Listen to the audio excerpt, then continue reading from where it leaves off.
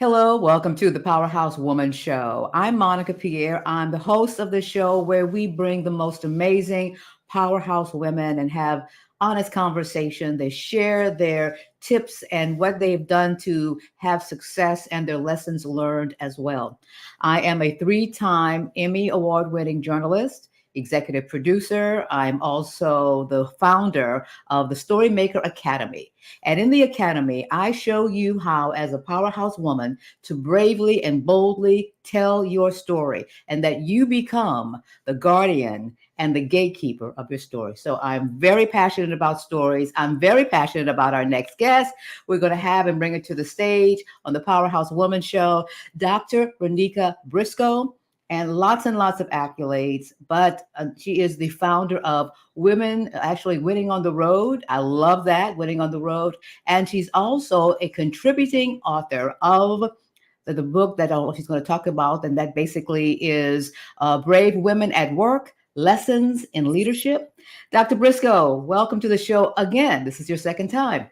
Yeah, thank you so much for having me. I'm excited for a second opportunity to share with you and all of your viewers across the world.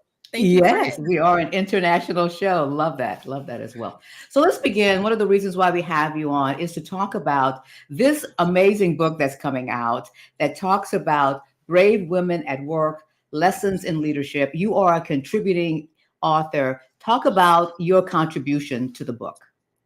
Yeah, so first, I'm really excited just to be a part of this collaborative process. So, Lessons in Leadership is um, the third book in the Brave Women at Work series. So they've had lots of success with the first two books. They've hit Amazon bestsellers list. And we know that this one will do the same. So this book is all about what women from all different demographics, all different backgrounds have learned about leadership as they have climbed the corporate ladder, where they've climbed the ladder inside of education, the public sector, different careers. And my chapter, fittingly enough, is called Winning on the Road. And I take a look back at all of the data and all the research and my own lived experiences as a woman in leadership and compile it into a chapter and give really 7 tidbits to women about things that they can really do now, early in their career, to set them up for success in leadership later. With my work with you and just really admiring the things that you do and the way you do it, the style in which you do it, are we looking at an age where women are very strategic about Yes. their trajectory of their work? Because I mean, in my business, okay, yeah, I want to be an anchor, but I never thought about all of the things and the pieces and the strategy to get me there. So, what are Yeah. you finding with women today as far as being intentional and strategic? Yeah, so I think for the longest time, women have been not invited to a seat at the table. So nationally, less than 5% of Black women sit in the highest levels of leadership as CEOs, COOs, and chiefs, VPs inside of organizations. Yet, we have more degrees, we're more ambitious, we have the skills and the knowledge.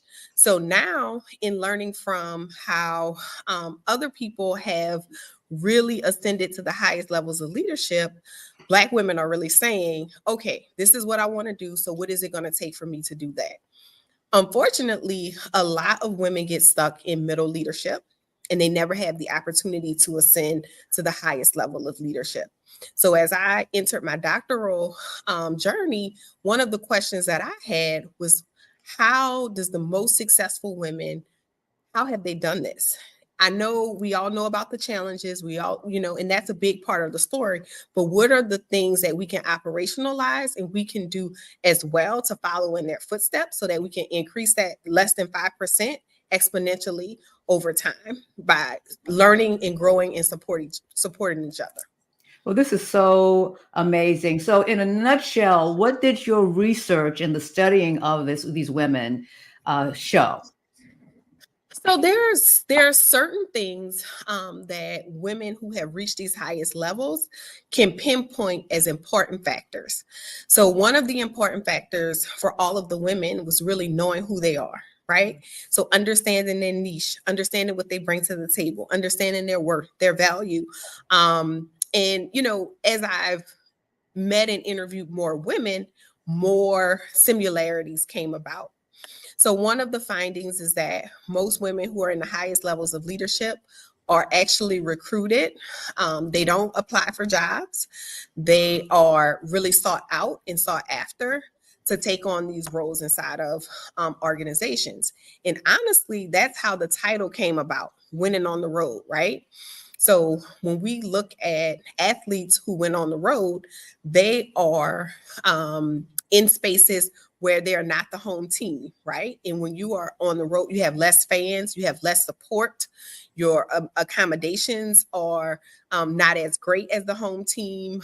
And it's just a level of intensity that's different from when you're playing at home on your home turf. But it's even sweeter when you went on the road. And as I heard all of these women's stories and even thinking about my own, they are forced to play the game inside of these organizations that recruited them. And it feels like instead of being an MVP, being recruited to come and be a part of this organization, it's like they're a walk-on and they have to win on the road. And we know that the victory is even sweeter when we went on the road, when we overcome the challenges, when we overcome not having all of the support in the fan base and all of that. So that was a consistent finding across the research as well. Was there a sense for some of the women, or maybe all or none, that they would definitely do things differently, or do they think that they had the plan in place that made them VIPs, even Yeah. winning on the road? I think very few of them spoke to a strategy, right? And that was the piece of the work that I sought to do, was really connect the dots around all of these different stories and what was similar. So that we, the next generation of leaders, the women that's going to come behind us, will have a blueprint to what it might be like, or what they can actually do, actionable steps to get closer to their goal of sitting in the highest levels of leadership inside of their organizations. What surprised you, or really stood out to you, or even kind of shifted and pivoted your thoughts on what this strategy can look like? So one of the things that really surprised me is that overall, the women really desired to be married, have kids, have a family, and many of them did, right? The average number of kids among the group was only one child. Many had no kids. And, there was almost a sense of, I spent all this time building my career. And then before you know it, my childbearing years were over. Right. I spent all this time building my career, and my husband and my children were very close. And I felt like an outsider. I didn't know the inside jokes. So, as I travel around the country and talk to women groups, especially young women, I, think about family planning when you are starting your career, right? And if you reached a certain age and you're in your early 30s, mid 30s, go to your doctor, ask about freezing your eggs. What is the process that I might want to undertake to really think about long term the decisions that I'm making now that might affect me later, and what are my options? So I think in the midst of planning your career and setting that goal as to where you want to go, think about your health, your life, and like the other pieces of it that you want as well, that's going to make you feel whole. You know, we've had so many women, particularly in academia, lose their life in the last 2 years to heart attacks, strokes, suicide. Mhm. And as we are going through our daily regimen, our daily routine, the hustle and bustle, sometimes we don't go to our appointments. Sometimes we skip those doctor visits. Sometimes we say, oh, I'm going to go to urgent care, or I'll go take care of that later. And later never comes because it's too late. So the one thing I would say is really think about your family planning piece and your own health, and making sure that you are mindful of the decisions that you're making in those areas as well as the career areas. Yeah. One of our recent guests, Dr. Yewende from Toronto, she calls it life integration. That Mm-hmm. don't worry about the balance part. Figure out how to integrate these very Great. important parts Mm-hmm. into your life as well. What about strategies for networking? Because again, if you're stuck in middle management or you are going to the Yes. next highest level, you can feel isolated, you can feel alone, you can feel like people should kind of know what you need. How do you voice what you need, and what's the role of networking at this particular level? Yeah, so networking is everything. You remember the old adage, your network is your net work is your net worth, and it's so true, right? The people that you surround yourself with, the people that you spend the most time with, are the people that will either help you and support you and get you closer to where you're trying to go or not. So in this country, over 80%, close to 80% of jobs are people secure jobs because of people that they know. So I mentioned earlier that less than 5% of women or Black women are leading at the executive level. So the people who are at the highest levels may not look just like you, right? So we have to think about early on our mentors, our sponsors, people who can actually say, this person is definitively the person for this job opportunity. One of the findings from the reporting that I talk about in the chapter is the need to really have a diverse group of mentors and sponsors and people. We actually, one woman referred to it as a group of advisors, trusted advisors, right?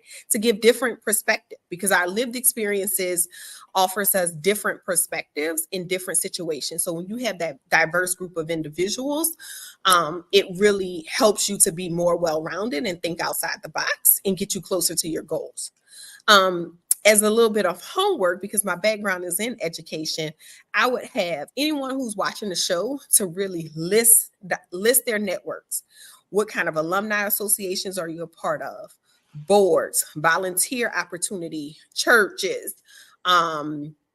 Do you have a social media following? Were you a part of some previous programs, leadership programs, fellowships, internships?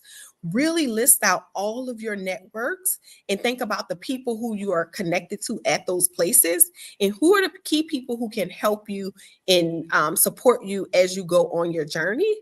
Take some time, reach out to them, have coffee with them, set up a Zoom, and really start making those connections to get you close. And, I told you earlier about a story just yesterday where I met a stranger, and we had a conversation, and she, verbalized to me that she had been looking for a position inside of a school for 20 years.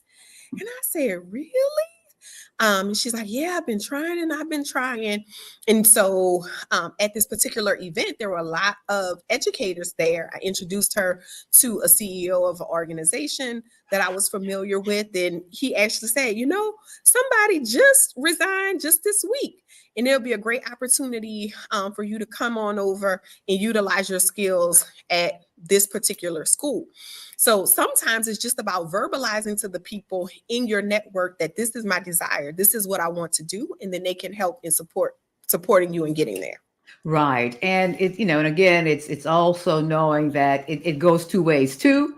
Perhaps that, you now know what they're Mutual. interested in is Yes. mutual. Absolutely. Yeah. So how do you feel about being at this level of a contributing author? Because I know we start adding commas and dashes and hyphens as we continue our work. So we're going to add author to yours as well. How Yes. does it make you feel?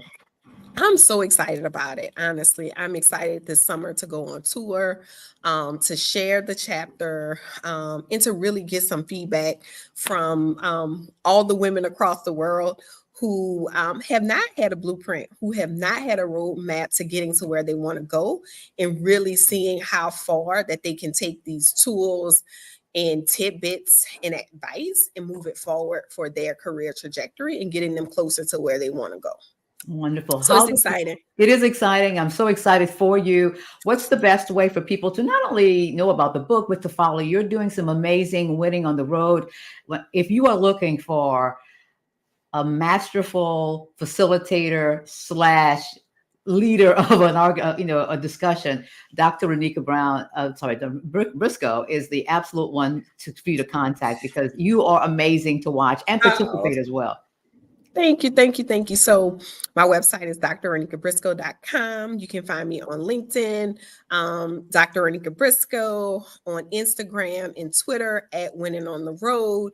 But I'm pretty easy to find, and I would love to talk to anyone who's interested in really taking their organizations to the next level, looking at their leadership team, looking at executive coaching, and even building out customized leadership development programs specifically for their organization. So I'm pretty easy to find. Would love to connect. Well, thank you for connecting with us today. I know you're actually on the road right now. I'm actually on the road right now. Very good. Thank you so much for being with us. And we'd love you to join us each and every Thursday on the show, the Powerhouse Woman Show. And part of being bold and part of letting people know is sharing your story, telling your story, and having the tools in which to discover it, tools in which to develop it, and tools in which to deliver it. So I want to invite you to really contact me. We have the Storymaker Academy as well, our 6-month program, but I'm also launching a very new program called Public Speaking Confidence Accelerator. In 3 weeks, we'll address those jitters, that nervousness, all of the things that make you feel less powerful to help you give that presentation, give that keynote, whatever you have going on. So I would love for you to have a conversation with me. All you have to do is go to monicapierrepresents.com, and there's a way to contact me. Thank you so much for being with us on the show. Have a great time. And until the next time, keep being the powerhouse woman that you are. Bye-bye now.